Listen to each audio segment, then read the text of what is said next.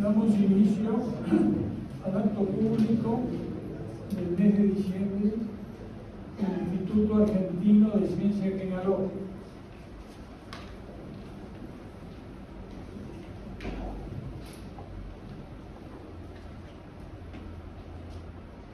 La reunión de hoy la hemos destinado a la presentación de nuestra revista número 44.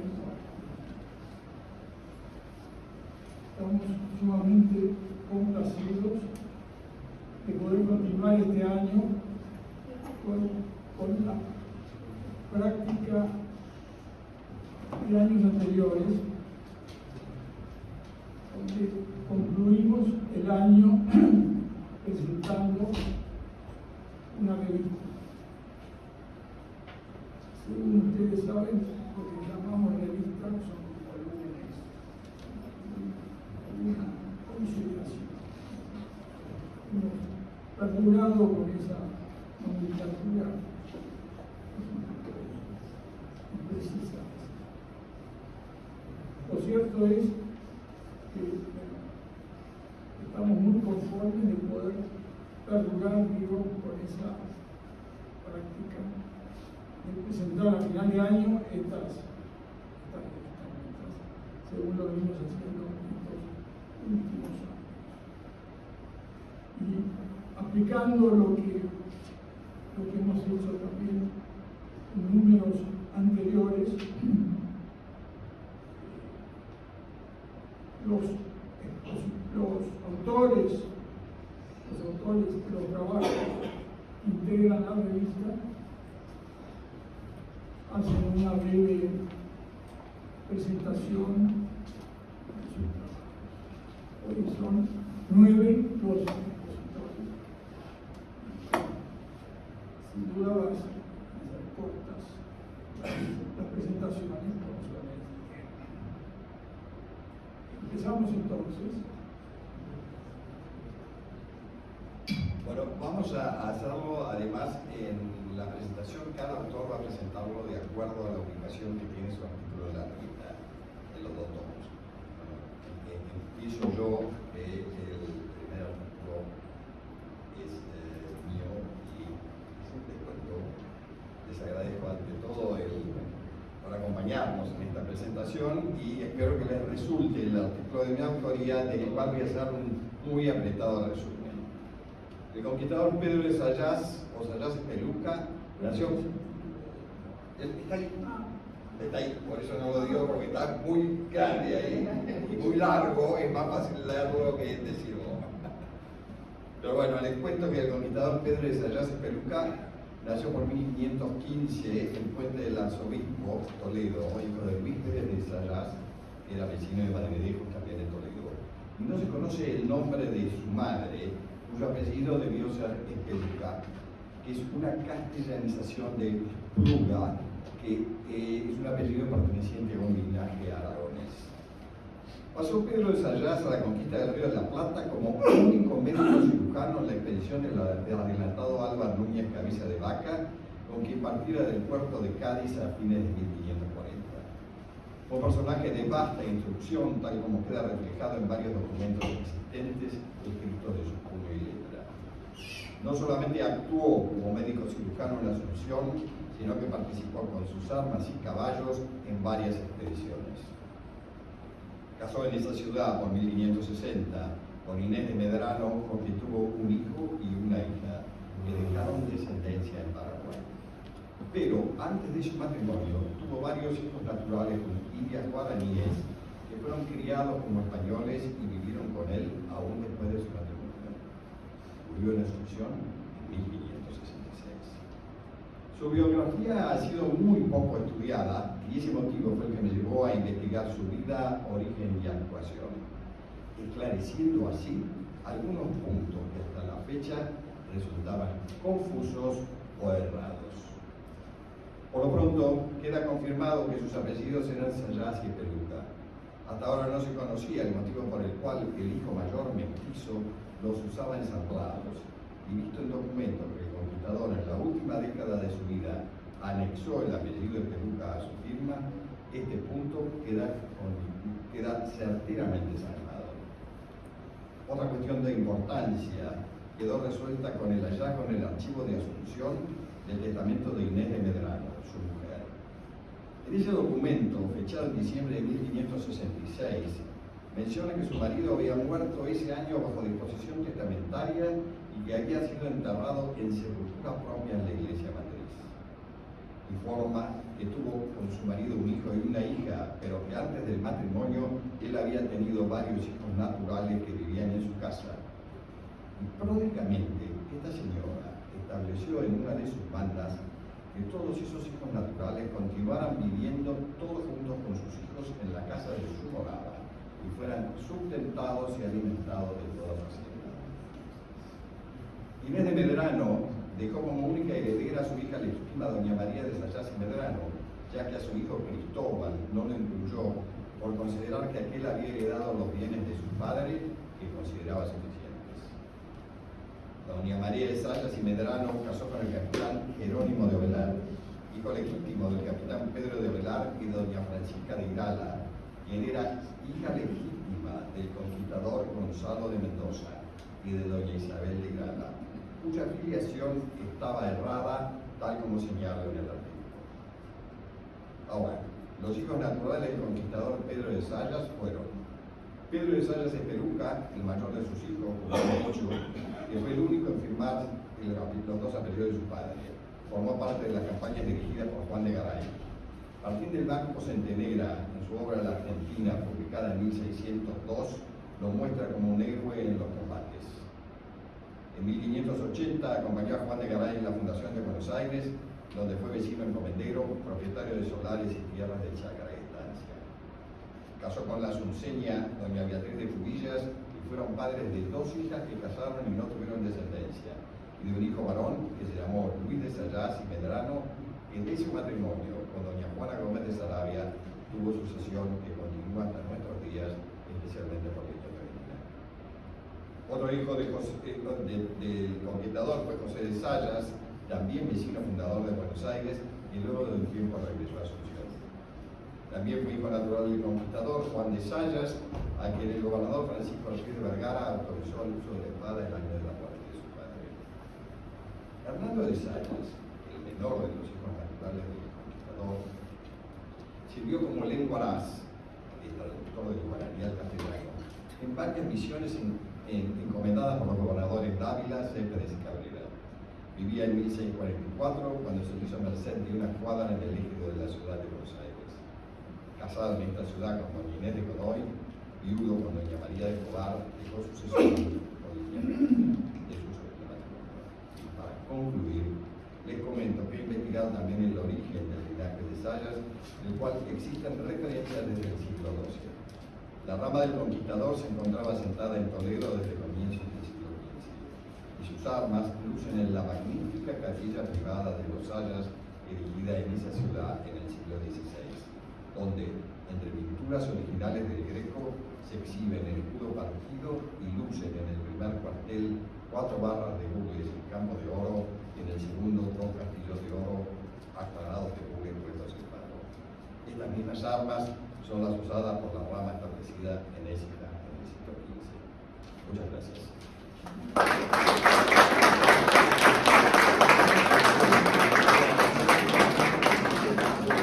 Pasamos entonces al siguiente, que vamos a invitar a María Marta Quino II para que nos hable de Iriondo. Por favor, María Marta.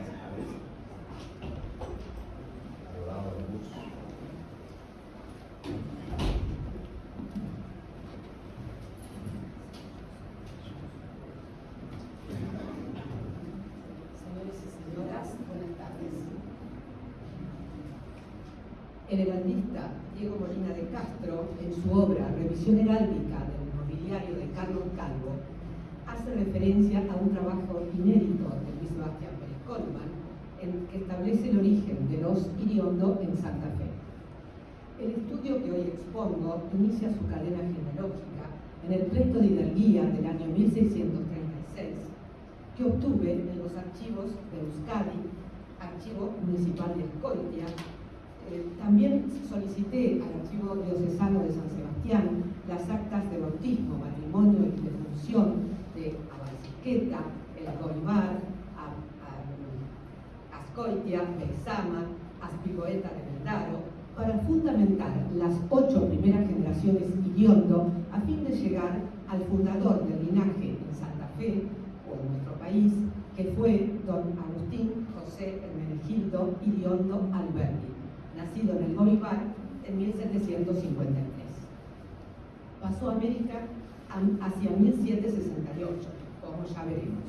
12 descendientes de don Agustín fueron miembros fundadores de nuestro instituto en 1940. Se trata de Miguel y Jorge de Escalada Iriondo, y Simón de Irigoyen Iriondo fue miembro de número en 1942. En el fondo, Archivo Municipal de Ascoitia, se encuentra el pleito de hidalguía de junio de 1636, en el cual los hermanos Pedro y Esteban de Iriondo Mendiguren y su primo Martín de Iriondo Arriba solicitan, hacen el planteo de filiación e hidalguía como vecinos de Ascoitia y Azpeitia. Fueron admitidos en la vecindad por el alcalde de Ascoitia, y ello significó para los litigantes gozar de todos los derechos políticos por haber probado su hidalguía con la procedencia de una de las casas pobladoras, la de Iriondo Zaharra. Por el pleito de hidalguía podemos llegar al primero del linaje, que es Juan Ramos de Iriondo, hijo legítimo de los dueños de la casa solar de Iriondo Zaharra y descendiente por línea recta de varón de ella, nacido en Abalsiqueta hacia 1533. El fundador del linaje en nuestro país, como les dije, Agustín José de Hermenegildo de Iriondo Alberdi, hijo de don Agustín de Iriondo Ciarán y de doña María Ana Josefa de Alberdi Arrascaeta, fue bautizado en el Goibar en 1752. A los 16 años encontramos la constancia que él se encuentra en Santa Fe en 1772, cuando solicita al Cabildo se le abone el trabajo por haber redactado, hecho los cálculos de la recaudación de arbitrios en Santa Fe. Entonces, el año anterior, quiere decir en 1771, y así ubicamos, documentamos el año en que se encuentra don Agustín en Santa Fe. En Santa Fe alternó su vida comercial con la actuación política. Don Agustín casó por poder a los 33 años con doña María Josefa Narvarte y de López Carballo. Tuvieron 4 hijos, seguimos ahora a uno, el más importante, José Urbano Ramón Iriondo y Narvarte, nacido en Santa Fe en 1798. Dio origen don Urbano a una línea de dirigentes, a un linaje de dirigentes que gobernaron la provincia de Santa Fe por varias generaciones. Don Urbano casó con doña Petrona Ramona Candiotti y Larramendi en 1827 en Santa Fe. Doña Petrona, hija legítima del llamado príncipe de los gauchos, don Francisco Antonio Candiotti y Ceballos, y de doña Juana Ramona de Larramendi, Manso y Áñez de Cabrera y Saavedra. Quiere decir que por línea cognaticia, este linaje incorpora a su acervo genealógico la sangre de las principales familias de la conquista de Santa Fe y Córdoba, por la alianza entre el fundador de Córdoba, don Jerónimo Luis de Cabrera, cuyo hijo, Gonzalo Martel de Cabrera, casó con la hija del general Juan de Garay, María de Garay. Juan de Garay, claro está, fundador de Santa Fe y después de Buenos Aires. Don Urbano de Iriondo y doña Petrona Candiotti fueron padres de 10 hijos, 3 muertos párvulos. Aquí voy a seguir o haré referencia a Agustín Jerónimo de Iriondo Candiotti, quien fue coronel guerrero de Paraguay y senador provincial, y casó con doña María Josefa Vicenta Martina Iturraspe Freire en 1870 en Santa Fe. Hago especial referencia que aquí se encuentran con nosotros descendientes de don Agustín y me honro de su presencia. Fueron padres de 13 hijos, Una de ellas, Petrona Mercedes Matilde de Iriondo Iturraspe, quien casó con el escritor por todos conocidos, el doctor Gustavo Adolfo Martínez Zubiría, su seudónimo Hugo Guas. Miembro de la Academia de Letras, director de la Biblioteca Nacional y ministro de Justicia de Delmiro Farrell en 1944. Llegamos al exponente del linaje Iriondo que se ha destacado en el ámbito provincial porque fue 2 veces gobernador de Santa Fe y ministro del Interior de Nicolás Avellaneda.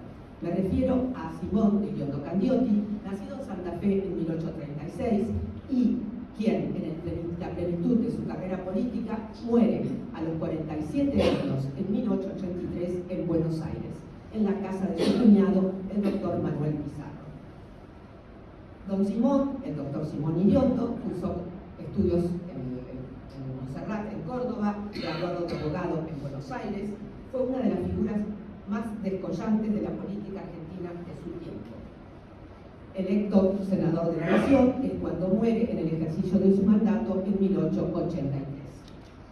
El hijo de Simón que se destaca es el doctor Manuel María del Sagrado Corazón Iriondo Zavalla, que también fue gobernador de Santa Fe, además de ser ministro de Justicia del general Agustín Pedro Justo. El doctor Manuel María Iriondo Zavalla casó con la Antonia María Salomé Julia Freire Fraga sin descendencia. Pero quiero hacer especial mención a una hermana de Simón Iriondo Candioti, ya terminando, que se trata de Victoria Iriondo Candioti, que casó con el doctor Manuel Demetrio de la Pasión Pizarro Leanis, figura prominente del iriontismo. Hago mención especial porque ahora ven en la foto, allí en el Power, al hijo de este matrimonio, Néstor Modestino Pizarro Iriondo, doctor en Derecho, quien casó con Juana María Margarita Crespo Correas, padres de varios hijos, uno de ellos, allí está, Néstor Pizarro Iriondo, con su mujer Juana Crespo Correas, y sus hijos, Pablo Emilio, Carlos Aurelio, Néstor Antonio y José María Pizarro Crespo, con las piernas cruzadas en 1904. Y con esto hemos terminado.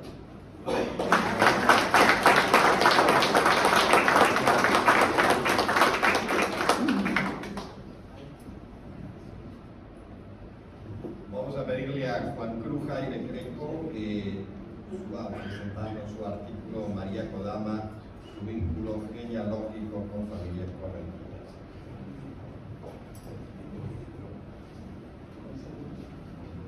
Muchas gracias.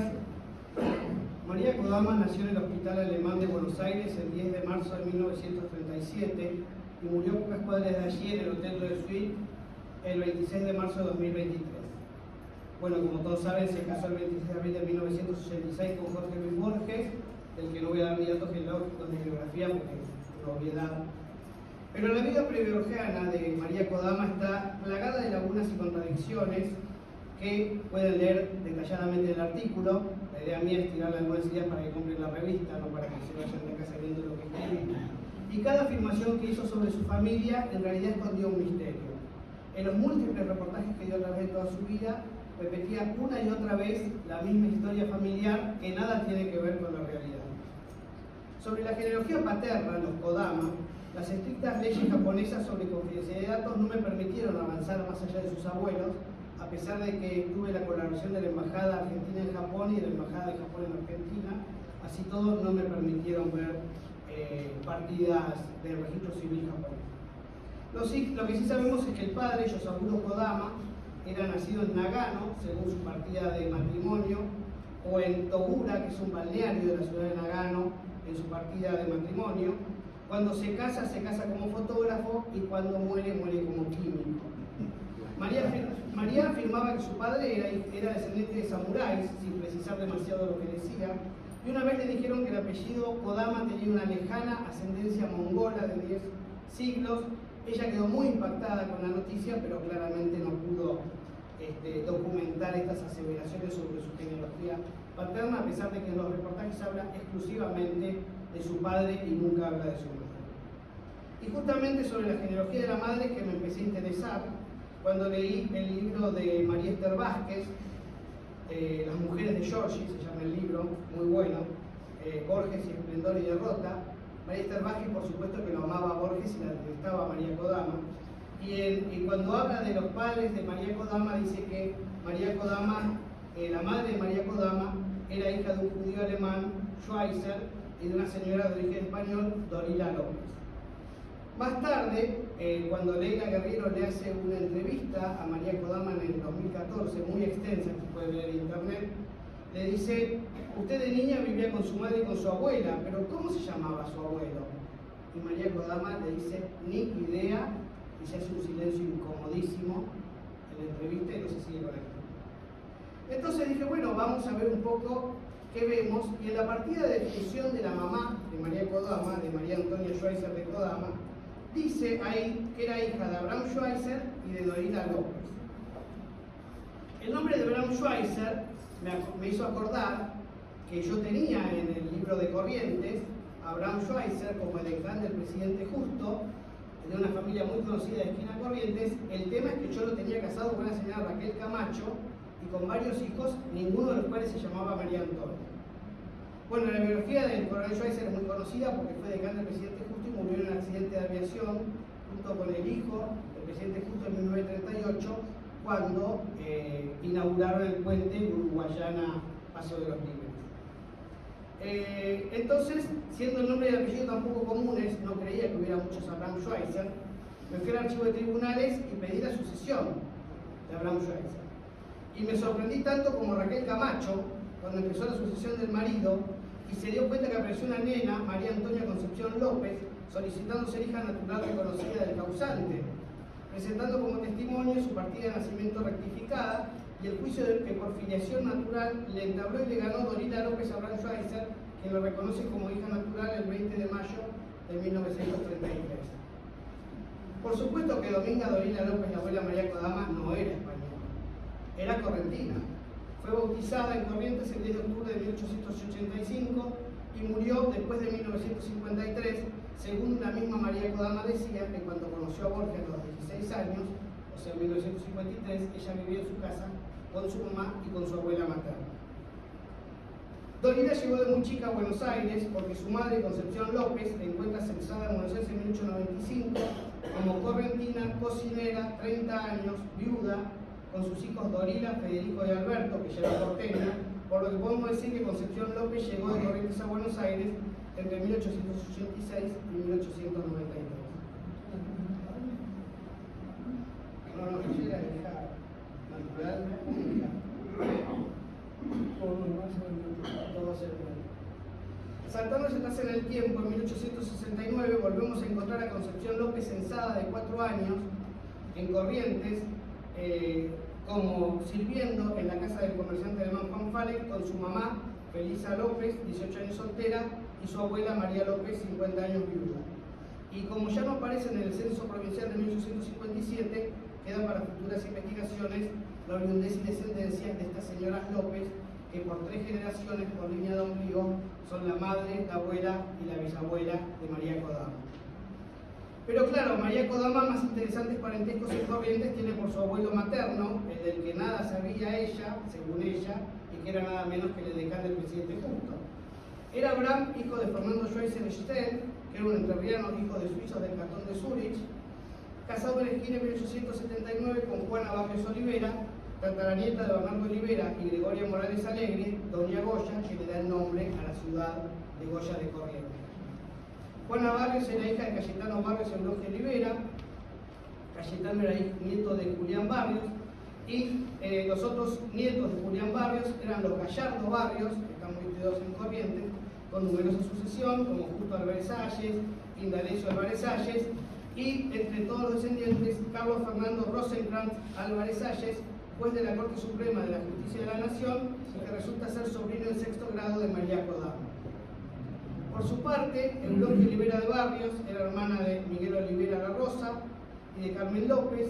Por esta Carmen López se emparenta María Kodama con Juliana Llopart de Balaguer, que resulta ser la abuela de Juan Hortensio Quijano, vicepresidente de la República del primer gobierno de Perón. Estoy seguro que a Borges esta rama del árbol genealógico no le hubiera caído muy simpática. También en el artículo van a poder ver los vínculos de María Kodama con los Atienza, con los Mesa Mirasoro, con el brigadier Manuel Ramírez, con el coronel Desiderio Sosa, con los Bejarano, con los Vallejos, Goyanos y Lavalle, que es lo que destacó Santiago Vallejos, que fue candidato a vicegobernador por el Partido Laborista en 1945, intendente de Goya y ministro de Gobierno de Educación de la provincia y primer presidente de la Junta de Historia de Goya. Para ir terminando, unas palabras sobre los Kodama actuales, porque María Kodama en todos los reportajes dijo que era hija única. Y resulta que cuando apareció la sucesión, apareció el hermano, Jorge Kodama, nacido en Buenos Aires el 4 de noviembre de 1938 y muerto en Buenos Aires el 30 de julio de 2017, siendo desconocido hasta el día de su muerte por su propia hermana. Y él se casó con María Luisa Mazzini, que tiene una genealogía interesante, la cuñada de María Kodama, descendiente por línea paterna de Fulvio Mazzini Udaeta, conocido como el Matador, de Ildefonso Barrancos, de destacada familia mercedina, que actuó en las invasiones inglesas y fue alcalde de la Santa Hermandad de Mercedes, de Dolores Udaeta Castro, que fue hermana de Ramón Udaeta, figura principal de Quilmes en el siglo XIX, la familia esta Mazzini, de la cuñada de Jorge Luis de María Kodama, o sea, con cuñada de Jorge Luis Borges, todavía hoy tiene actuación en el partido de Quilmes, pero por línea materna es más interesante todavía la ascendencia de María Luisa Mazzini de Kodama, porque por líneas naturales desciende de los 12, de los Armstrong y de los Obligados, todas familias muy estudiadas en la revista del equipo. Los Kodama Mazzini, que hoy tienen la responsabilidad de cuidar el legado de Borges, son Marina del Socorro Kodama, Martín Kodama, María Victoria Kodama, Matías Kodama, María Belén Kodama, como me hizo notar un amigo, todos el mismo acrónimo de María Kodama, MK. Así que los MK se siguen ocupando de la herencia de Borges. Finalmente les cuento que al morir María Kodama el año pasado, no se encontró ningún testamento, ni hológrafo, ni en una escribanía, y nadie sabía muy bien qué hacer con el cuerpo.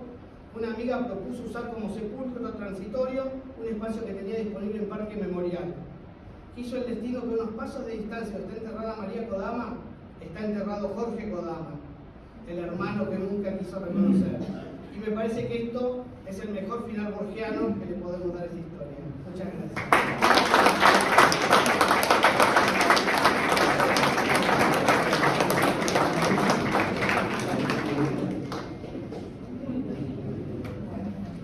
Ahora le vamos a pedir a Lucio Pérez Calvo que pase a capitalizar su artículo Andonaegui.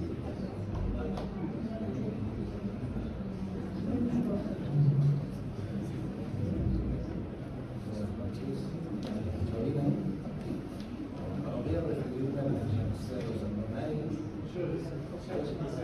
El fundador de esta familia en Argentina y Chile fue el capitán don José Antonio Andonaegui, nacido en Mendoza.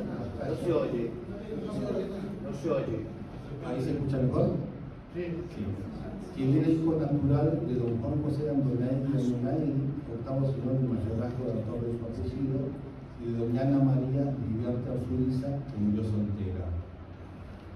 El nombrado se estableció en Santiago de Chile hacia 1715, donde se dedicó al comercio y contrajo matrimonio con doña Bernarda Aguirre Barrenechea, hija de Pedro Ignacio de Aguirre, quien se estableció en Chile procedente de Cusco, donde fue capitán de milicia, capitán de caballería y maestre de campo, siendo asimismo alcalde ordinario del Cabildo, alguacil mayor de la Real Audiencia y mayordomo de la Cofradía del Rosario.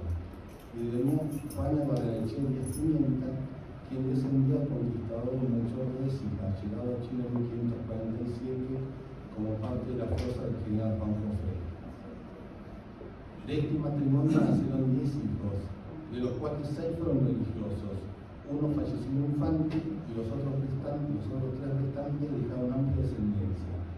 Entre ellos, don José Ignacio Andonaegui Aguirre, nació en Santiago de Chile y estableció en Buenos Aires, ciudad donde su homónimo, el liberador de los Reales Ejércitos, don José Andonaegui de la Plaza, fue varios años gobernador y capitán general, quien era medio hermano solo.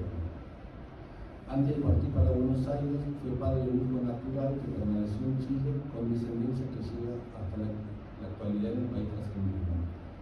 Don José Andonay Arias nació en La Plata, un activo comerciante, hermano de la Tercera Orden de Santo Domingo, de la que fue ministro en varias oportunidades, y vocal de la Cofradía de Santo Rosario. Como funcionario público fue ejecutor, diputado, regidor, alcalde ordinario y defensor del pobre del Cabildo, falleciendo en Buenos Aires en 1794. Contrajo matrimonio con doña María Catalina Arias Sotomayor y Morón, que era una hija de José Cipriano Arias Sotomayor y Loaiza, funcionario que fue presidente de la Real Audiencia de Charcas y miembro del Consejo de su Majestad, y de doña Ana Inés de Morón y Torres Briceño, sobrina del presbítero de Dionisio de Torres Briceño, fundador del convento de Santa Catalina de esta ciudad. Este matrimonio nacieron 6 hijos, donde solo dejó descendencia María Marcela Andonay, que fue una de las 3 damas fundadoras de la Sociedad de Beneficencia en 1823, casada con el comerciante vizcaíno don José Joaquín de Arana y Boyle, quien fue regidor del Cabildo, alcalde del Cabildo de Buenos Aires, miembro fundador del Real Consulado de Comercio y del factor de los monjes recoletos y capuchinos.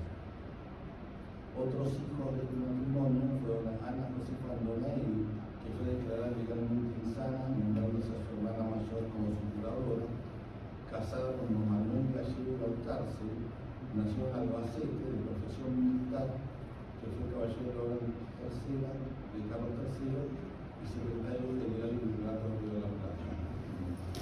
Y la hija menor fue Encarnación Andonay, una de las célebres damas de las patricias argentinas, como se denominó el 14 de la Sociedad Porteña, que en 1812 aportó el dinero necesario para el control de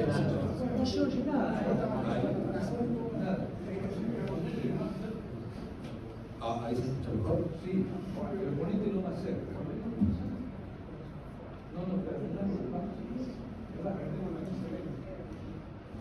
Ahí está, ¿no? Se casó en 2 oportunidades. Primero con Francisco Antonio Valdepares, nacido en Asturias, que fue muchos años contador del Real Tribunal de Cuentas de Buenos Aires, del que fue dejado cesante a causa de su pública oposición a la reconocida independencia. En junio de 1812 fue uno de los principales instigadores de la conspiración liderada por Martín de Álzaga, encontrándose en su poder las proclamas que iban a hacerse públicas si la insurrección triunfaba, siendo condenado a muerte y ahorcado en la Plaza Mayor. En Encarnación de Andonay, de Estado Unido, se casó en segundas nupcias con Francisco Mariano de Horna, nacido en Cantabria, que fue teniente coronel del ejército con actuación en las invasiones inglesas y luego designado comandante del escuadrón 5 de caballería. Durante el gobierno de Rosas fue sindicado como memoria, por lo que se vio forzado a emigrar en el Picudo de Montevideo. De la descendencia de José Andonay y Ingeniarca, básicamente es la familia Arana y otras ramas, entre ellas Felipe Arana, que fue arcillero de Rosas. Bueno, muchas gracias.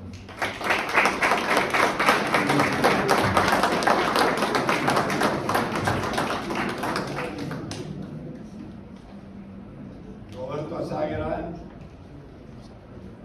por favor, pasa a hablar de su artículo Javier Saturnino de Sarraza de Cadós, su ascendencia y descendencia.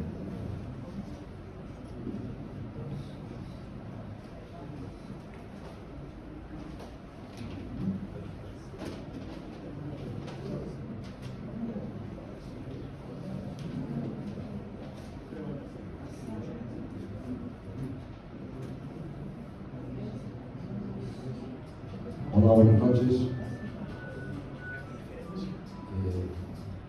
Revisando expedientes en el Archivo Real y General de Navarra, me encuentro en 1790 con un expediente de hidalguía de Javier Saturnino Sarraza. Él había llegado aquí en 1754, o sea que algunos vascos hacían la probanza antes de venir acá, pero cuando ya pasaban 20 años de estar establecidos era difícil que hicieran ese juicio. Una peculiaridad que tiene Navarra En general, en toda la península ibérica, la probanza de hidalguías es una materia civil. O sea, una persona para ocupar un cargo o para eximirse de impuestos presenta su genealogía, sus antepasados, testigos, etc. En Navarra, la hidalguía es una probanza criminal. El que quiere probar su hidalguía tiene que poner sus armas esculpidas, ya sea en piedra o en madera, en su casa. Viene el fiscal y le hace juicio bajo multas y destierro. Entonces ahí se inicia el juicio, con la probanza de testigos, de partidas de nacimiento. Si el interesado obtiene la aprobación de la Corte, todo sigue igual. Si no, los fiscales pican, rompen el escudo que el interesado puso en su casa. Él llegó aquí y casó con una porteña que era Josefa Martínez Tirado Vargas. Tuvo 13 hijos, de los cuales llegaron a la edad adulta 8 hijos. Algunos militares famosos fueron Saturnino Lorenzo, en 1760, y Mariano Saturnino. A veces las genealogías de algunos tratadistas confunden. ¿Pero por qué? Porque el padre usó, aunque no en el mismo orden, el Saturnino. El mayor se llamaba Saturnino Lorenzo y el otro se llamó Mariano Saturnino. Saturnino, en 1760, es el que acude al cabildo del 22 de mayo de 1810, votando por la destitución del virrey. Él se casó 2 veces, primero con una herrera Coso de Terán y después con una mendocina que era Josefa Moyano Moyano. Tuvieron varios hijos, él fue gobernador de San Juan. Actualmente existe una calle en San Juan que se llama Saturnino Sarasa. En Navarra, Sarasa es con S. En Argentina, la segunda S se ha convertido en Z. En la capital federal hay una calle, Sarasa, cerca del barrio de Parque Chacabuco, cerca de la Medalla Milagrosa, que se llama Sarasa, que es por los 2 hermanos militares. Una de las hijas que también vale la pena mencionar fue María Mercedes Sarasa Tirado, que nace en 1767. ¿Por qué? Porque se casa con otro vasco, que es Casimiro Necochea, que era del Valle del Roncal, en Navarra, y tiene a los famosos militares Necochea Sarasa. Y se casa Mercedes Sarasa Tirado en segundas nupcias con el hijo del virrey del Río de la Plata, con Delpino Ramírez. No tienen hijos, pero crían a una chica que se llama Marcelina Sarasa, que después vamos a comentar que fue Marcelina Sarasa. Mariano Necochea Sarasa, que es el nieto del que vino aquí, bueno, fue destacado, incluso Ernesto hizo un artículo muy interesante sobre los guerreros argentinos que estuvieron en las luchas patrióticas, y él se casó 2 veces, Mariano. Primero con una potosina que era de la Puente Balbas, y al menos se conoce una sola hija que nació en 1816. Luego parece que Balbas, la Puente de Balbas, perdón, falleció y se casa con una andaluza que vivía en Lima, donde esta hija, nacida en Tucumán, va a residir a Lima, donde estaba Mariano Necochea Sarasa. El otro militar hermano de Mariano fue Eugenio Necochea Sarasa.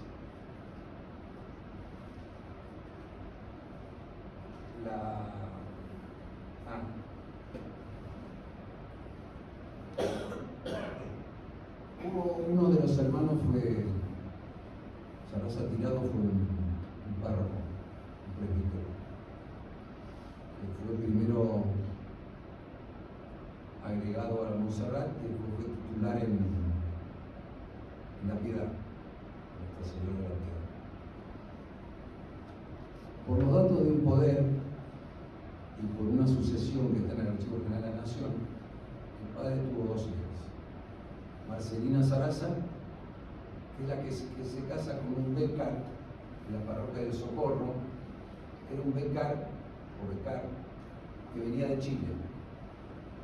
Y hay sucesión becar Sarasa, acá en Buenos Aires. Y la otra hija fue Carlota. Carlota nació Martínez y sus hijos fueron Murga Martínez. Pero con el tiempo a los Murga Martínez se los llamó Murga Sarasa. No he encontrado el documento que justifique ese cambio, pero bueno, habitualmente se dice que son Murga Sarasa.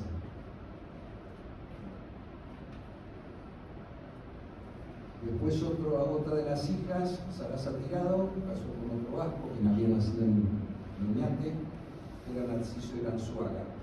Y tuvieron al menos 7 hijos, Iranzuaga Sarasa.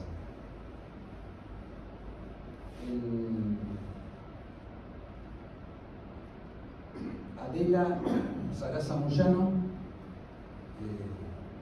uno de los tantos descendientes, casó con Jorge Atucha Álvarez. ¿Y por qué menciono esto? Porque hay miles de descendencias. Yo llego hasta nietos. No me extiendo más, para eso pueden ver a Diego Herrera Vegas. Porque Jorge Atucha no solo fundó el pueblo de Atucha, acá en la provincia de Buenos Aires, sino un pueblito que hoy solo tiene 70 habitantes, que se llama Sarasa, como homenaje a su madre. Antes tenía vida ese pueblo porque llegaba un ramal del ferrocarril Urquiza, pero luego que levantaron muchos ramales, ese pueblo hoy tiene 70 habitantes, Sarasa, cerca de Atucha.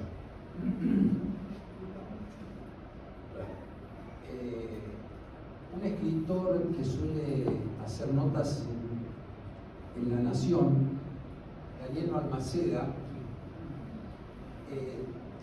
escribió en mayo del 23, no hace tanto, una nota sobre la calle Sarasa, pero se ve que él se había preocupado por saber de dónde venía ese nombre. Y empieza a hablar un poco así, de forma genérica, del vasco Javier Saturnino, que nació en Pamplona, que casó, que tantos hijos, que tantos militares, que lo cochea.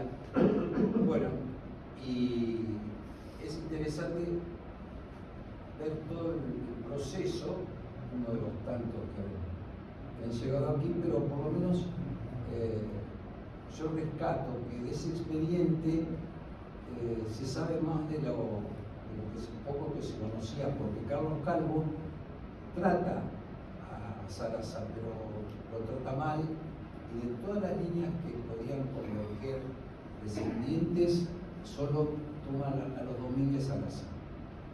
Pero bueno, esto de ver el artículo. Muchas gracias.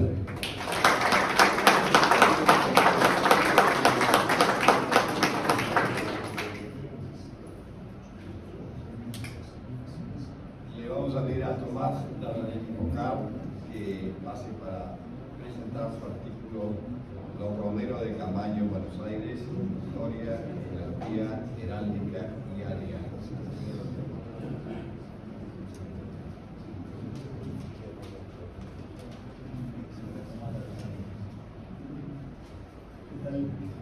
Bueno, antes que nada quería agradecerles a las autoridades del Instituto de tener en consideración mi artículo, este número de la entrevista, y a todos ustedes por su tiempo y su atención.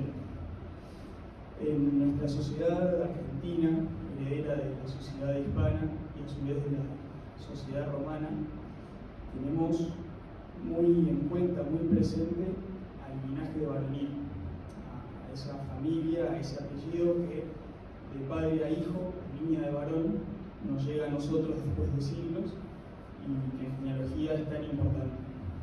Pero la realidad es que tenemos 4 abuelos y de cada abuelo tenemos la misma proporción de genes, de historia, de origen. Y entre las distintas líneas ascendentes que uno puede tener, resulta de especial importancia la llamada línea de ombligo, esa línea que va de mujer en mujer y que nos lleva a nuestra madre, a nuestra abuela, a nuestra bisabuela, etc. Y más incluso en la sociedad criolla, en lo que es Hispanoamérica, porque muchas veces esa línea nos lleva a la época de la conquista, ¿no? La línea de mujer nos lleva atrás en el tiempo, en general, en la historia de un peninsular o un europeo que casaba con una criolla y así a través de los siglos. Con el interés de conocer la línea de ombligo de mi familia de Amazonía, así un poco uniendo estos dos conceptos, es que empecé a investigar la historia de la familia de la mujer criolla del primer Dardanelli en nuestro país. Eso me llevó a conocer a Josefa Méndez de Dardanelli, a través de ella a los Méndez, a través de los Méndez a los Urquiaga, a los Marcelo y finalmente a los Romero. Estos Romero, que originalmente fueron los Romero de Camaño, son un linaje originario de Uros, en Galicia. Y la realidad es que aunque no había ningún trabajo genealógico específicamente tratando a Romero de Camaño, sí se los mencionaba en Hombres de Mayo por haber sido parte el coronel Esteban Romero del Cabildo del 22 de mayo y Toribio de Mier casado con una Romero del mismo episodio histórico. Y bueno, a través de esta línea de un libro de mujer podemos llegar hasta hombres de la conquista, mejor dicho, primeros pobladores de Buenos Aires como Juan Domínguez Palermo o Miguel Gómez Mejor. Pero bueno, particularmente este estudio es sobre este linaje de Romero de Camaño. Entre los distintos integrantes de la familia, el más destacado fue claramente el mencionado coronel Esteban Romero, que fue vecino del Cabildo de Mayo, pero también guerrero de la Independencia, con actuación en varios de los combates de nuestra emancipación, muy cercano a Saavedra, muy cercano a Rodríguez, etc. Pero a través del estudio, que los invito a que lo lean, pude encontrar el vínculo genealógico de Romero con otras familias que con ellos se enfocaron. Esta familia Romero tuvo la particularidad de que en general tenían más hijas mujeres que hombres. Entonces la familia no se expandió llevando el apellido Romero, sino a través de otros apellidos de alianza. Entre estas familias encontramos a los Rodríguez, a una familia de Martín Rodríguez, a los Mier de Toribio, como mencioné, vecino del Cabildo de Mayo, a los Pereda de Bernardo Pereda, que lo vemos en el primer cuadro, un importante comerciante, a los Laferrer de Gregorio de Ferrer, a los Pinedo de Federico Pinedo, a los Medrano, la misma familia porteña que todos conocemos, a los Atucha, entre sus distintas ramas, a los Atucha Sarasa, que recién mencionó Roberto, porque estos Atucha, originalmente el primer Atucha en llegar a la Argentina, casó con una Álvarez, que a su vez era hija única de un gallego Álvarez casado con una Romero. Así que la línea criolla de todos los Atucha es justamente Romero. A los González del Solar, una familia muy importante en el mundo artístico, que dio 2 hermanos Pumas en nuestro país, a los Escandón, a los Fuentes Mondal, a los Chavaleta, a los Cruzet, y muchas otras familias que, como esta línea es más por mujer, por varonía, no se conocía ese vínculo que tenían en común, ¿no? Y que tal vez fue muy importante el papel destacado que tuvieron muchos de sus integrantes en la historia argentina.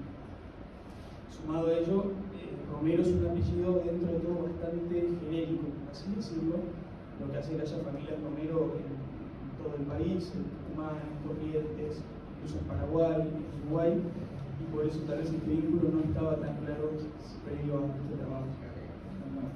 Pero bueno, por otro lado, frente al mito del inmigrante de origen sencillo y desconocido que impera tanto en el imaginario colectivo argentino, este es otro de los tantos casos, como los demás que podemos ver en la revista, de que el primer Romero en llegar a nuestro país, el Iñarca del linaje, venía de una familia que fue muy destacada en su lugar de origen.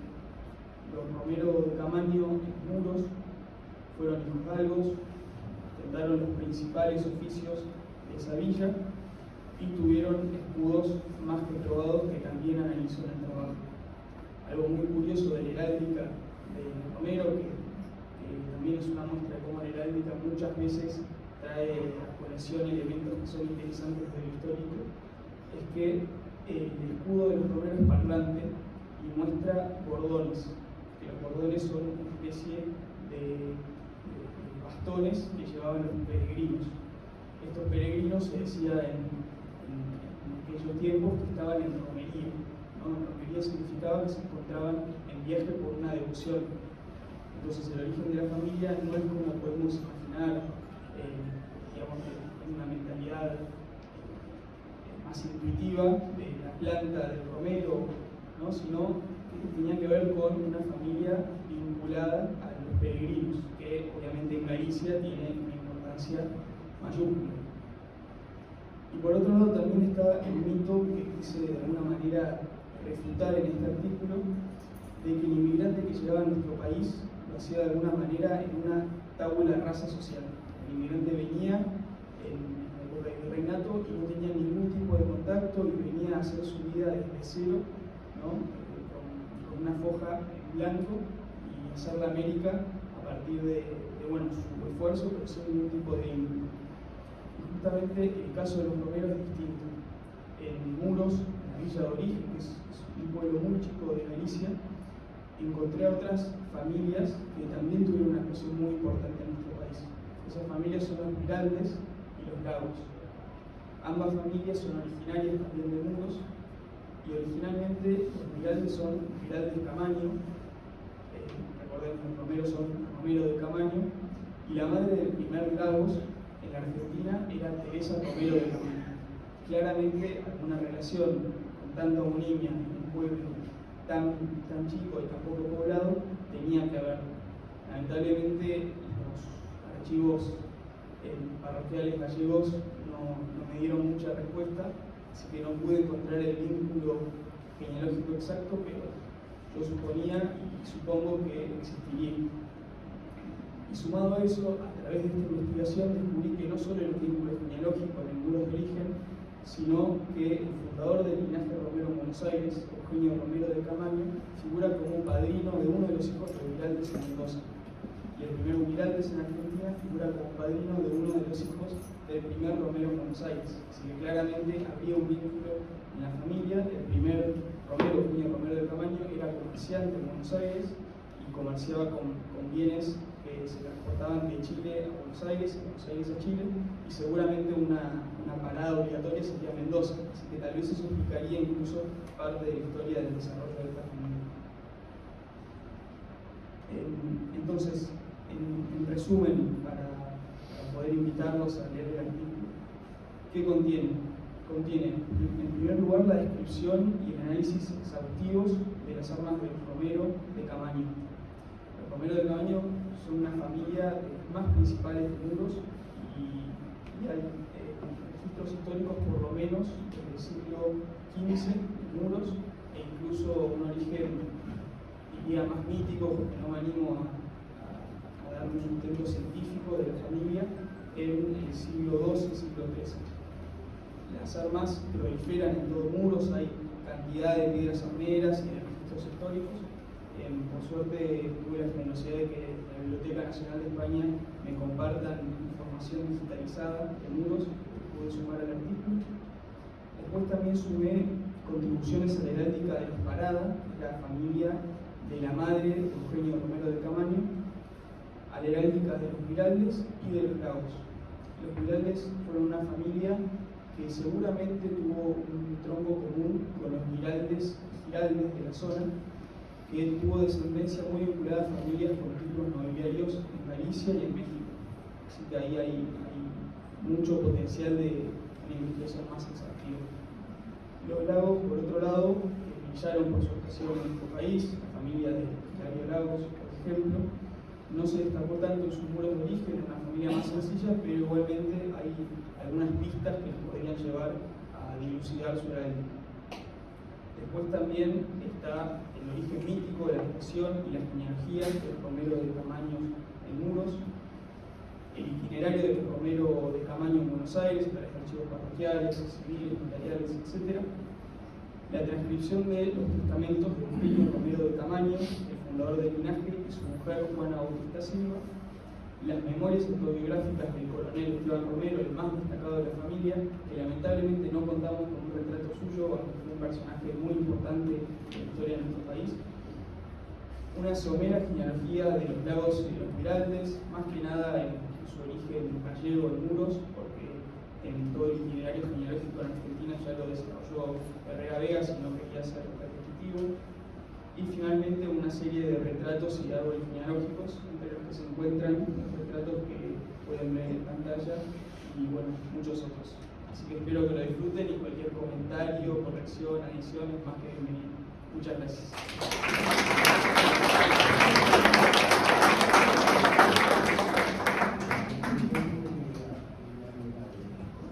Le pedimos a María Carmen Aramburu, vas a presentar sobre el título de La Colina.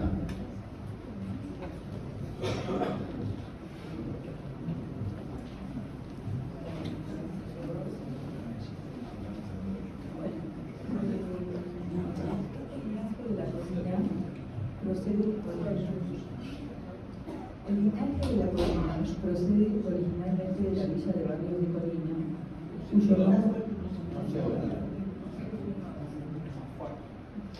El linaje de la Colina procede de la villa de Barrios de Colina, cuyo nombre tomó el partido judicial de Burgos. Una rama de este linaje se instaló luego en la Nestosa, partido judicial de Balmaceda, provincia de Vizcaya. Sobre esta última línea, y la que se desprendió de ella y pasó a la Argentina, versa este trabajo.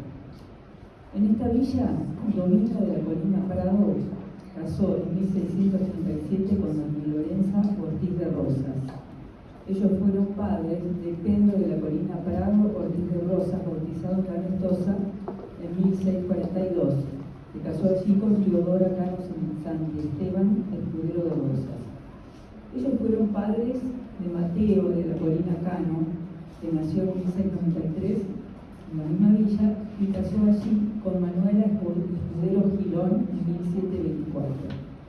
Ambos fueron padres de 7 hijos, de los cuales 3 pasaron a América, a saber, Manuel Vicente de la Colina Escudero, que fue bautizado en 1726 en la Nestosa, fue síndico de la Santa Hermandad y recaudador del derecho de Sisa en el Virreinato del Río de la Plata, quien con su matrimonio con doña María Isabel de Oro Bustamante y Cosio Terán dio origen a la rama iniciada en Buenos Aires.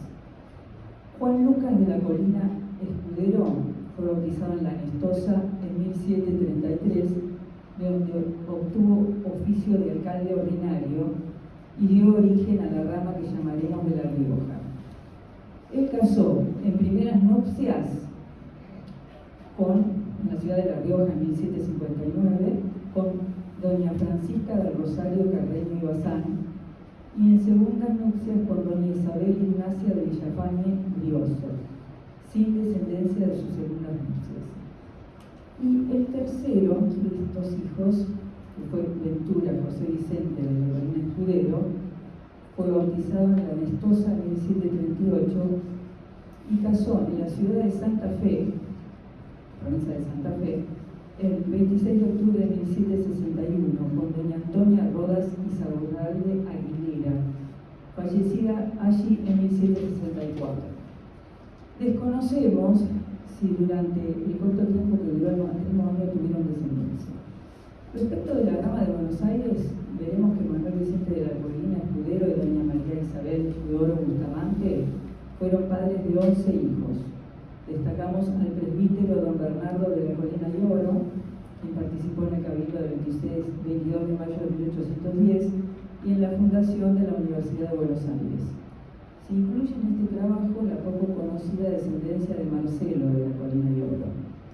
Se desarrolla hasta nuestros días la de sus hijas Justa Isabel Ventura de la Colina de Oro, María Tomasa de la Colina de Oro, que casó con el doctor Juan Julián de Leiva de Leguizamón, abogado, y doña Teodora de la Colina de Oro, que casó con Miguel Antonio Martínez Ochagavía Sequeira.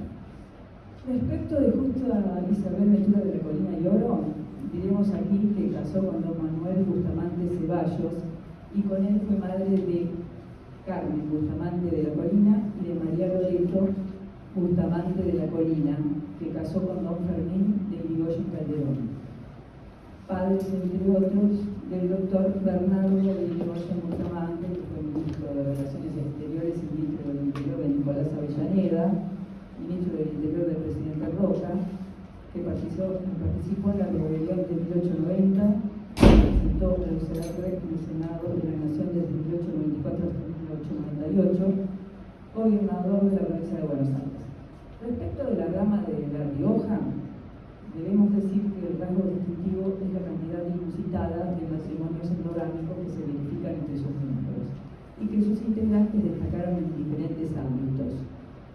El matrimonio de la Colina Carreño fue padre de 8 hijos: de María Pilar de la Colina Carreño, que casó con don Gregorio Gordillo Lijano; de Pedro Antonio de la Colina Carreño, cura vicario de Arauco, departamento de La Rioja, cuya cabecera es Almogasta; Manuel Epifanio de la Colina Carreño, que casó con Margarita Izaguirre; de Domingo de la Colina Carreño, que casó con doña Cándida Rosa Sotomayor, y con ella fue padre de 4 hijos, cuyas descendencias incluyen y que fueron José Domingo de la Colina Sotomayor, que casó con Francisca de la Colina Gordillo; Juan Pastor del Rosario de la Colina Sotomayor; Severo de la Colina Sotomayor; Abdón de la Colina Sotomayor, que casó con Vicenta Aurora Costas.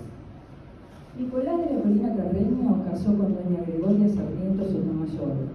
Fueron padres de 11 hijos, de los cuales en este trabajo seguimos a Ángel Mariano de la Colina Sarmiento, que casó con doña Concepción Ocampo Herrera; Pedro Antonio de la Colina Sarmiento, que casó en primeras nupcias con Pilar Herrera Gordillo y en segundas nupcias con Pastora Carreño Sotomayor; Nicolás de la Colina Sarmiento, que casó en primeras nupcias con Isabel del Tránsito Molina y Arellano, con quien tuvo 10 hijos. Entre ellos se destacan Flaviano de la Colina Molina, que es predicador; doña Rosa de la Colina Molina, que casó con Francisco Antonio Carreño Carmona y fue madre de Hermidio Carreño de la Colina, que fue diputado provincial en La Rioja, gobernador cuando continuó el periodo del doctor González, rector del Colegio Nacional del Uruguay en Entre Ríos. Don Nicolás de la Colina Sarmiento casó en segundas nupcias con doña Dolores Carmona, con quien fue padre del doctor Salvador de la Colina, fue diputado, ministro de Gobierno e Instrucción Pública del doctor Vicente Almandós Almonacid en La Rioja, ministro de Gobierno del doctor Joaquín Acuña en Catamarca, profesor en la Universidad Nacional de La Plata, de la que fue decano. Felicísimo Juan de la Colina Sarmiento casó con doña Josefa Teresa Rosa Mendoza Díaz de Loria, padres entre otros de Eudosio de la Colina Mendoza, quien casó con doña Aurora Gordillo, padres entre otros del brigadier general Ramón Bartolomé de la Colina Gordillo, uno de los fundadores de la Fuerza Aérea Argentina; de Felicita Rosa de la Encarnación de la Colina Mendoza, que casó con Segundo Solano Granillo de la Colina, que integró la Comisión Popular que gobernó La Rioja por un día el 7 de marzo de 1860.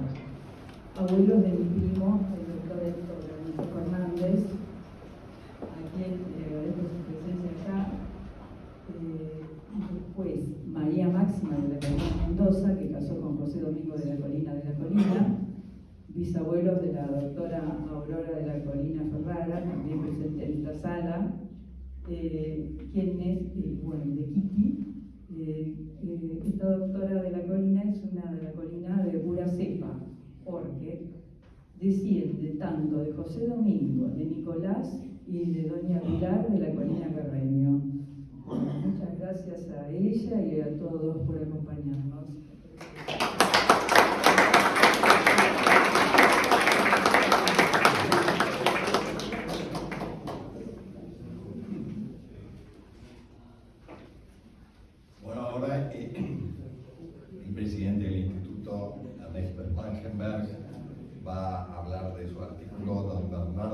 Cruzat Molleto, corregidor de Cuyo, con contribuciones sobre su genealogía, parentela y descendencia. Bueno, muchas gracias.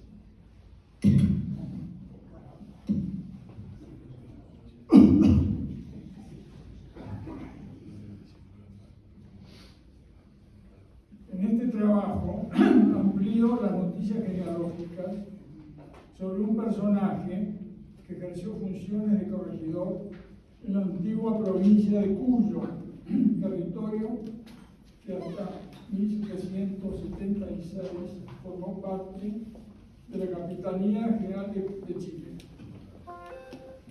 El madrileño que gobernó Cuyo entre 1680 y 1685 había arribado a Indias en 1660 en el séquito del virrey del Perú, conde de Santisteban. Le asignaron funciones en Santiago de Chile y allí casó en 1664 con una señora oriunda de esa ciudad con la que tuvo 13 hijos. La familia Cruzat que él fundó en Chile fue estudiada por Juan Luis Espejo en su clásico nobiliario y se le incluyó en el año 2003 en el tercer tomo de la obra Familias Fundadoras de Chile, 1656-1700. El conjunto final es el título de la obra, que calificados investigadores destinaron a los antiguos linajes de la Capitanía General que perduran por línea de mano. Ambos textos inician la secuencia genealógica de los Cruzat en la Navarra del siglo XIII, antigüedad inusitada que llevó a los autores de la segunda obra a hacer la salvedad de que esta ascendencia puede necesitar una investigación más profunda en archivos españoles, dijeron esos autores.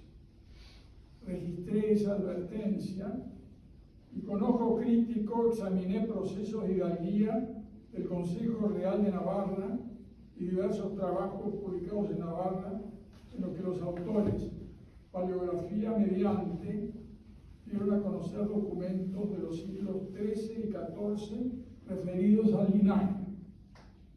De mi indagación extraje que se hayan confirmados sus orígenes medievales. Los trabajos a los que me refiero, a pie de página cito esos trabajos, sería larguísimo ahora, proveen avances a lo ya sabido, pues brindan algunas fechas y corrigen ciertas filiaciones y árboles de costado. Provisto de esos nuevos elementos, actualicé la ascendencia de este corregidor de Cuyo, incorporándole noticias de sus padres, de su único hermano varón, don Francisco Molleto Cruzat, 1645-1716, y de la hija y nietos de este último, que fueron caballeros de órdenes militares. Con respecto a la rama del hijo de don Bernardo, don Juan Cruzat y Calderón, establecido en Trujillo del Perú, proveo nuevas referencias sobre la genealogía de su mujer. Trato en acápite separado a la nieta del corregidor doña Rita Cruzat y Requena, natural de Trujillo del Perú, que casó con don Manuel González Carrasco y Pacheco de Figueroa, depositario general del Cabildo de San Miguel de Piura en el Perú. Y enuncio a sus descendientes, algunos de los cuales ostentaron títulos de Castilla. Indico sus armas. Sostienen los hermanos García Garrafa que el obispo de Bayona, Fray García de Engui, que escribió en 1362 una de las primeras crónicas de los reyes de Navarra y que goza de gran autoridad entre los eruditos, refiriéndose al linaje que nos ocupa, expresa: los antiguos Cruzate de Navarra, que fueron esclarecidos caballeros, vinieron de Bretaña a Navarra a pelear con los moros. Don Francisco de Guía de Comón, en la historia de la ciudad de Estella, escrita en 1644, expresa que los Cruzat de Pamplona descienden de los Cruzat de Bretaña, de una importante casa que hay en ella, y que los señores de esta casa llevan las mismas armas de los Cruzat de Pamplona. Opiniones autorizadas, siguen diciendo García Carrafa, descalifican la versión de que los Cruzat de Navarra provengan de un caballero llamado Don Guevara, tío del infante Ramiro de Navarra, y que por haberse hallado en la primera cruzada de Tierra Santa, se lo llamó Don Pedro Cruzado. Los García Carrafa desestiman esta hipótesis. Desde el siglo XIII, concluyen, hay memorias documentadas de este linaje establecido en el burgo de San Sernín o San Sernín en Pamplona, que levantó casa solar en esta población frente a la parroquia de San Nicolás y poseyó entierro y sepultura de cobre delante del altar mayor de la iglesia de San Fermín, adornada con sus armas. Todos los autores que han tratado esta familia coinciden en que su origen es bretón y sus integrantes se instalaron en el barrio de San Sernín o San Saturnino de Pamplona a principios del siglo XII, donde se desempeñaron como banqueros y cambistas, eran hombres de las finanzas. El incendio de la población de San Nicolás y parte del burgo de San Sernín en tiempo de Sancho el Fuerte destruyó documentos que hubieran ilustrado sobre el momento en que se asentaron los primeros Cruzat en la capital de Navarra. Francos, prósperos, investigaciones modernas demuestran que su originaria extracción burguesa fue mutando a partir del siglo XIII y luego de 100 años cabría considerarlos integrantes de la nobleza navarra. Sostienen autores que el linaje de los Cruzat, presente en nuestro viejo reino, dice un autor navarro, desde que se inició la campaña repobladora con gentes francas a finales del siglo XI, ha sido uno de los más importantes en la historia de Pamplona y de Navarra, por los altos cargos que sus miembros desempeñaron en amplios sectores de la vida local, tanto en las armas como en las letras, en la economía y el comercio, en la diplomacia y la iglesia. Los descendientes del apellido crearon más títulos nobiliarios que ninguna otra familia navarra. De él descienden los marqueses de Feria, de Besoya y de Góngora, los condes de Espeleta y de Kendulaín, el barón de Viguesal y otros títulos de la nobleza navarra. Con ellos estuvieron enlazadas familias de gran solera, como la de San Francisco Javier y la del fray Diego de Estella, los eguías estelienses e incluso el arzobispo Carranza. Bueno, y acá expongo, con todas estas referencias de los autores navarros contemporáneos que cito en mi trabajo, una nueva secuencia genealógica de los Cruzat ya tratados por Espejo y por la obra de estos 4 genealogistas chilenos que trataron a las familias chilenas del primer tiempo que perduraron por línea varón. Es decir, actualizo la secuencia genealógica. Y bueno, y me detengo en un hermano del fundador de la familia, el que vino a India se apellidaba Cruzat Molleto, es decir, cambió el orden de sus apellidos. Usó el apellido de su madre y el de su padre en segundo término. El hermano que quedó en España, a la inversa, se apellidó Molleto Cruzat. Y fue un hombre realmente importante, fue secretario del rey, casó con 2 señoras importantes, tuvo una sola hija que casó con un señor Pérez de Caso, y dejó 4 hijos, caballeros de la Orden de Santiago, uno caballero de Calatrava, otros.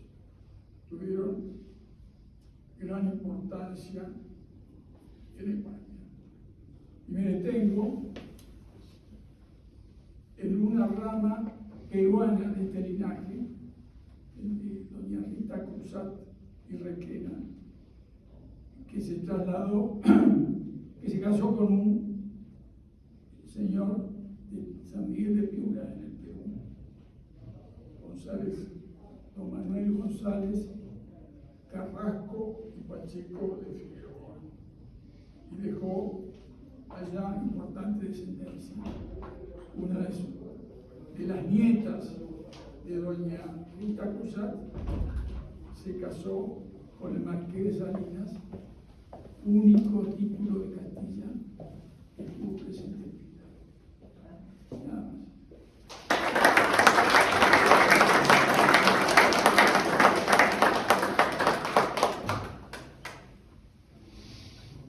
Ahora le pedimos a Marcelo Bone Ibarguren, que va a hablar de la descendencia de Juan Antonio Marín.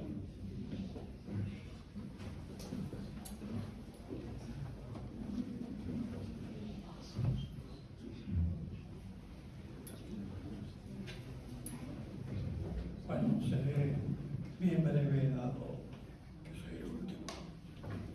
Me traigo machete por las dudas para ser bien breve. Lo primero que tengo para decir es que este trabajo estaba destinado a ser nunca publicado por su extensión. Hasta señalar que en las 7 generaciones porteñas que descienden de San Antonio Marín hay 900 y pico de descendientes directos y alrededor de 700 personas que se casaron con estos descendientes, lo que ha sido un total de 1.500, 1.600 personas. Si a eso le agregamos los ascendientes de los que se entrecruzaron con los descendientes de Marín, era un número interminable. Así que hubo que podar una generación que me incluye a mí, así que me autoflagelé. Y solamente lo que he puesto son los apellidos de aquellas familias descendientes de la 6ª generación, las que pude conseguir porque, como ustedes saben, es difícil conseguir información de las generaciones modernas. El fundador de esta familia era un español que nació en la provincia de Cáceres, en Extremadura, y siguió la carrera militar de caballería, guerreó en las batallas en el norte de Italia, revistando en el regimiento de dragones de la Reina, en el ducado de Parma y de Milán. Y después vino con una expedición militar al Río de la Plata y participó en la segunda toma de la colonia de Sacramento. La primera fue en 1680, este fue en 1760. Y también participó en la campaña que a las órdenes del virrey Ceballos irrumpió en la Valle Oriental y en el Río Grande del Sur para echar a los portugueses que habían invadido. Si bien no hubo batalla porque los portugueses hicieron una guerra de carabuzos. Y después fue destinado a Buenos Aires y ya más que maduro, tenía 55 años, se casó con una señorita de 23 años. Y pese a la edad avanzada, procrearon 16 hijos, 7 varones y 9 mujeres. Sin embargo, de esos 16, solo 3 tuvieron descendencia, 2 varones y 1 mujer. El primer varón, primogénito, Juan Manuel Marín, se casó con Mariquita Sobremonte, la hija del gran licenciado Virrey Sobremonte, y el pintero de Buenos Aires. En Córdoba lo aprecian mucho, porque aparentemente hizo una buena gestión administrativa como gobernador. Y se casó con Mariquita, él era militar también. Y cuando el marqués se fue a España para su juicio de residencia, ellos lo acompañaron junto con sus dos hijos, nacidos en Buenos Aires. Y nunca volvió, esa descendencia nunca volvió, y integran ahí los condes de la Encina y los marqueses de la Licea, dentro de esa descendencia. Y después tuvo otro hijo varón, Miguel, también militar, que se casó en Montevideo con una hija de un militar estacionado ahí en Montevideo, que se llamaba Mercedes Castellano. Y tuvieron 7 hijos, pero solo uno de ellos, también llamado Miguel, tuvo descendencia, que se casó con Carmen Arriola. Y ahí vienen los Bosch Marín, Bisley Marín, Marín Peralta Martínez y Pestaña Marín. Y finalmente, quien tuvo el mayor número de descendientes fue la única mujer, Rosa Marín, que se casó con el militar Pedro Ibáñez. Pedro Ibáñez era integrante, no oficial, integrante de la expedición que comandó Belgrano al Paraguay y fue uno de los héroes del combate de Tacuarí, ya que junto con comandando a 200 soldados resistió durante 4 horas y media el ataque de 1000 soldados españoles, preparando la retirada del general Belgrano con el resto de las tropas. Tuvieron 10 hijos, pero solo 3 de ellos tuvieron descendencia, que es por demás numerosa. Las 3 son mujeres. La mayor era Andrea Ibáñez Marín, que se casó con Juan José Cristóbal Anchorena. Tuvieron 7 hijos, 2 de ellos tuvieron descendencia. Uno de ellos, Pedro, se casó con una prima hermana de apellido Aguirre, y el otro hijo, la hija, se casó con Manuel Alejandro Aguirre, que eran con los que tuvieron numerosa descendencia. El primer matrimonio de Pedro Aguirre vienen los Paz Anchorena, los Anchorena Pico, y la segunda hija del matrimonio Aguirre Anchorena vienen los Aguirre Lynch, Gómez Aguirre y Balcarce Aguirre, de esa rama de Cuyo. La otra hija que tuvo descendencia, perdón, y también un tercer hijo que era Mercedes, que se casó con Manuela Hermenegildo Aguirre. La familia es Aguirre en Anchorena, se cruzan varias veces. Y de ahí viene una mujer que se casó con su primo hermano, Anchorena Aguirre, y ahí vienen los Lazar Anchorena, Anchorena Pico, y los Anchorena Aguirre, de donde vienen los Paz Anchorena, los Urquiza Anchorena y los Fernández Anchorena. Y otra mujer se casó con, un varón se casó con Stegman, y de ahí vienen los Aguirre Stegman, los Aguirre Ugarte y los Huergo Aguirre. Y finalmente hay una tercera hija, Ibáñez Aguirre, que se casó con un nacido en Montevideo, José Damián Gómez, que tuvo también numerosa descendencia. Tuvieron 13 hijos, de los cuales 6 tuvieron descendencia, que continúan en las familias Gómez Lagenheim, Obligado Gómez, Gómez Grimau, Iriarte Gómez, Pico Gómez y Gómez Mallorca. El resto de la abundante descendencia lo pueden ver en el la revista. Qué bueno que la compré, como bien dijo Juan Cruz Jaime, hacia portalarcas, a dinero a las arcas del instituto. En 2 minutos quisiera hacer una referencia personal respecto a esto, porque uno de estos descendientes fue mi primera aproximación a la genealogía hace más de 60 años.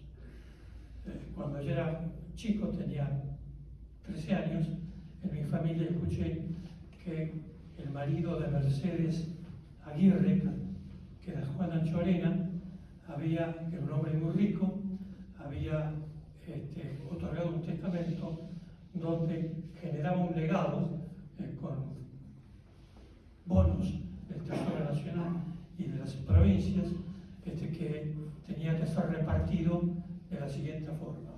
2/3 del legado eran para el pueblo de la nación argentina, para saber a quién le correspondía. El resto era para todas las diócesis del territorio argentino y sus respectivas parroquias. Y el tercer regalo, que era el más chico, eran 250.000 pesos, si no me equivoco, en bonos de aquella moneda, destinados a las 35 familias que descendían de sus abuelos paternos y maternos. Yo pertenecía a una rama y con los 14 años que tenía, la codicia me nubló y decidí averiguar de qué se trataba. Creó una institución que iba a administrar ese fondo, tenía que ser aprobada por ley del Congreso Nacional y auditada por el Senado Nacional, cosa que ocurrió, se dictó la ley y se creó esa fundación. Entonces me fui al Congreso, yo de 14 años, pantalón corto todavía en esa época, y me atendió un señor, un funcionario, que lamentablemente no me acuerdo el apellido, pero después fue o diputado o senador, no sé si era riojano o catamarqueño, y me derivó a la biblioteca del Congreso. Y ahí me atendieron muy bien y me indicaron un informe que la institución anchorena en el año 49 había hecho imprimir. Pero lo importante de ese informe era que había un estudio de Carlos Calvo sobre las 35, todos los descendientes de las 35 ramas que iban a heredar. Con lo cual, la codicia ya me abrumó y esté desesperado buscándome. Me encontré, además, porque yo había nacido antes del 49. Pero lamentablemente después leí el testamento. Y el testamento establecía que los legados, después de 100 años de muerto el testador, deberían ser destinados a las 10 personas más de mayor edad de cada una de las sucesiones. Y lamentable, en ese momento yo tenía tíos abuelos, tíos segundos y tíos, un montón, eran como cerca de 40, con lo cual no tenía la menor chance de heredar. Con lo que me desilusionó mucho. Pero bueno, ahí me empezó a interesar, en cierta manera, la genealogía. Para hacérselas cortas, en el año 95 vencen los 100 años de la muerte del testador y 1995. Y no quedó un peso. Había sido invertido, mal invertido, y probablemente con algún grado de corrupción por, no sé quiénes eran, los administradores, en títulos, era obligatorio invertirlo en títulos de la deuda pública, nacional o provincial, incluso municipal, a tasas tremendamente negativas. Y con los altos tasas de inflación que sufrió el país en los 10 años, prácticamente no quedaban ni centavos. Una tía segunda mía, mi madrina además, que era la más vieja de la generación, cuando le dijeron que tenía que poner un abogado para hacer un juicio contra el Senado y lo que sea, quedó en la nada. Así que por suerte, no heredé yo, pero no heredó nadie. Bueno, se lo llevó la inflación. Dentro de los efectos nocivos de la inflación está la licuación de los activos monetarios. Bueno, y los restos van a tener que comprar la revista y leer el artículo.